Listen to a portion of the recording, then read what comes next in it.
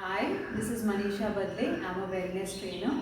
Today we'll practice few techniques which will help you release your anxiety. First practice,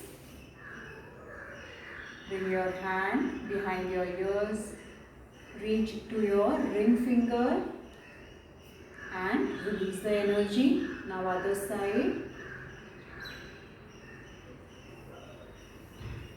ring finger, release the energy. Two fingers behind your neck, circular pressure, a little low, down. Now keep your hands in X and circular pressure again. Release all the stress, anxiety that you collect on your shoulders. Come down gradually. Relax and you can keep your hand on your forehead, cover your forehead, and the other hand behind your head.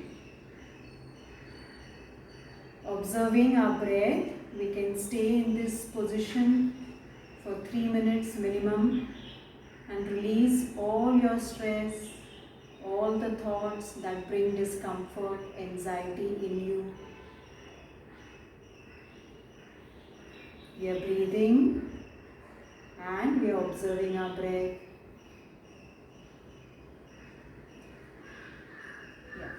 So all these three practices will help you release your stress, at the same time release your anxiety. I hope this works and you practice it. Thank you.